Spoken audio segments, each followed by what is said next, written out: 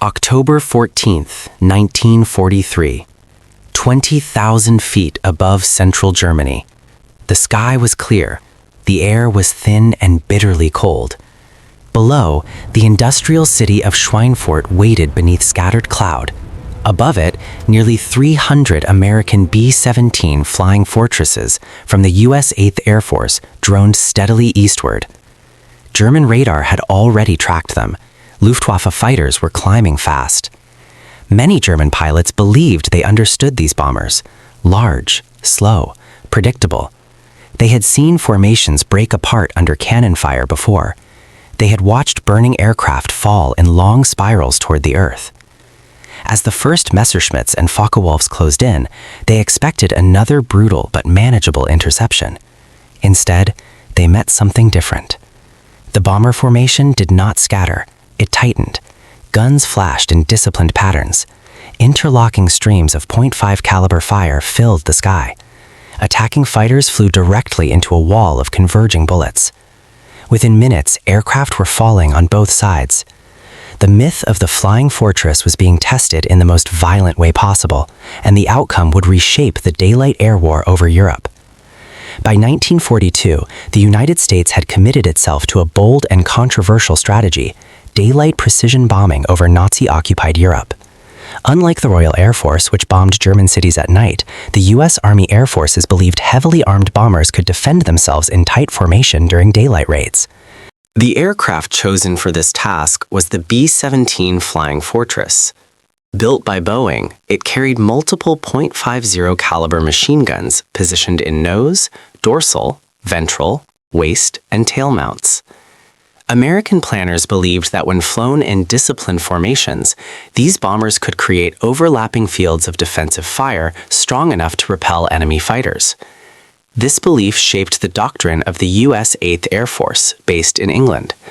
Beginning in 1942, bomber crews launched repeated missions against German submarine yards, aircraft factories, and ball bearing plants deep inside the Reich. German commanders studied these raids closely. Early encounters revealed weaknesses. When formations became scattered, isolated bombers were vulnerable, and without long-range escort fighters, the bombers were exposed once they pushed beyond Allied fighter range. By mid-1943, Luftwaffe pilots had gained confidence. They developed aggressive interception tactics, preparing to meet the bombers head-on at high altitude. By the summer of 1943, German interception tactics had become increasingly lethal.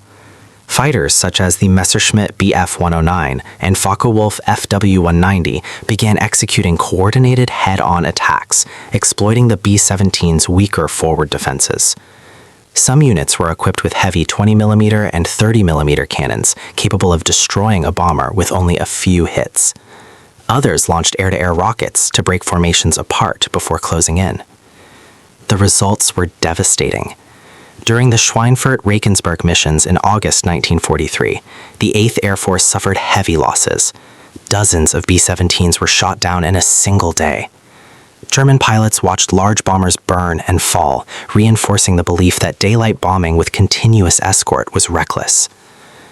Among some Luftwaffe veterans, the term flying fortress became a point of quiet mockery. They believed no bomber could survive sustained attacks inside German airspace. Yet, American commanders had been refining something critical: a defensive system built not on one aircraft, but on many, flying as one. Inside a B-17 at 25,000 feet, survival depended on discipline. Each bomber carried up to 10 crewmen. Pilots held formation with steady precision. Gunners scanned frozen skies through plexiglass turrets. Waist gunners stood exposed to the slipstream, oxygen masks tight against their faces. Temperatures dropped far below freezing. Frost formed on metal surfaces. Every man knew that breaking formation meant becoming a target.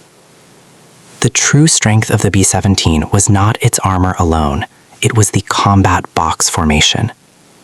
Bombers flew in staggered groups at slightly different altitudes and distances. From above, below, and the sides, their .5 caliber machine guns created overlapping arcs of fire. An attacking fighter would not face a single aircraft. It would fly into the combined firepower of dozens. This system required strict spacing and timing. If one aircraft drifted out of position, the defensive pattern weakened. If the formation held, it became a moving fortress.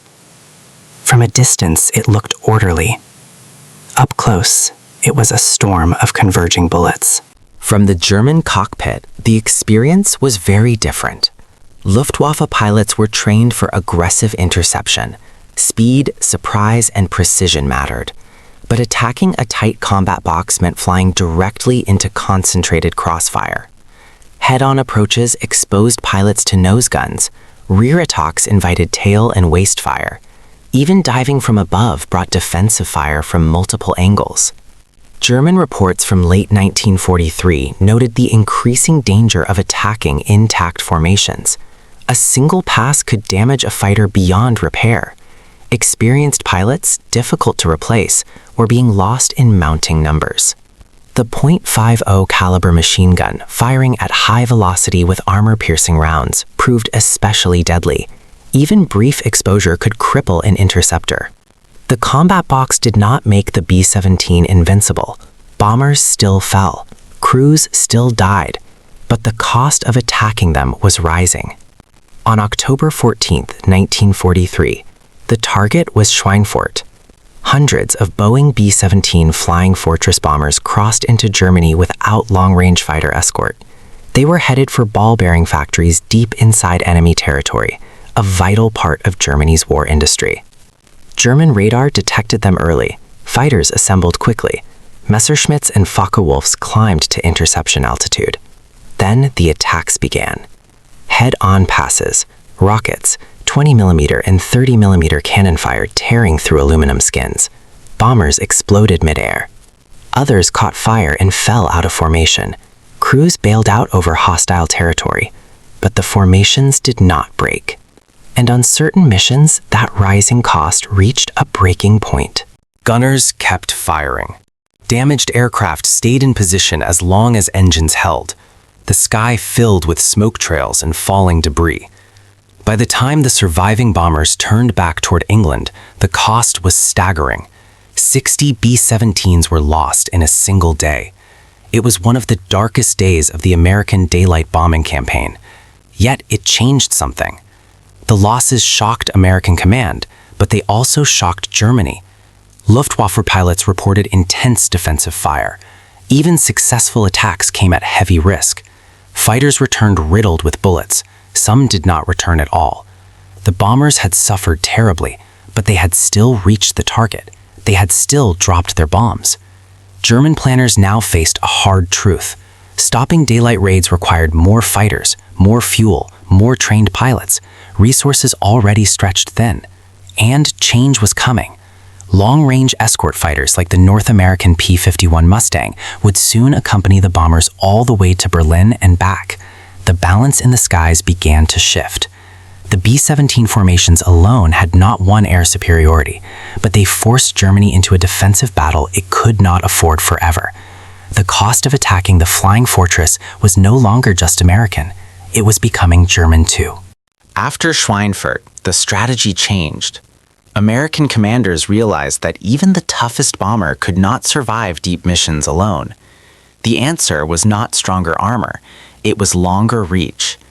With the arrival of the North American P-51 Mustang fitted with drop tanks, escort fighters could now travel all the way to Berlin and back. For the first time, German interceptors faced American fighters over their own cities. The impact was immediate. The Luftwaffe was forced into constant defensive battles. Veteran pilots were lost faster than they could be replaced. Fuel shortages worsened. Training hours were reduced. Experience, the most valuable asset in air combat, slowly disappeared. Meanwhile, the United States Army Air Forces continued expanding. Production lines delivered more bombers, more fighters, more crews. Daylight bombing became relentless. By 1944, the skies over Germany belonged increasingly to the Allies. The combat box had bought time. Long-range escorts sealed the shift. The cost had been enormous, but the air war had turned. The Boeing B-17 Flying Fortress was never truly invincible. Crews froze at high altitude. They watched friends explode beside them. They flew through flak so thick it looked like black clouds. Many never came home. But the idea behind the aircraft changed the war. Men flying in disciplined formation, protecting one another with overlapping fire, proved that teamwork could multiply strength. Even when losses were heavy, the system forced the enemy to pay a price. In the end, the bomber crews did more than drop bombs. They forced Germany into a battle of attrition in the sky when it could not win. When German pilots looked up and saw tight formations approaching, they no longer laughed. They understood.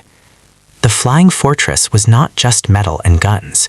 It was persistence, industry, and men who refused to break formation, even when the sky was burning around them.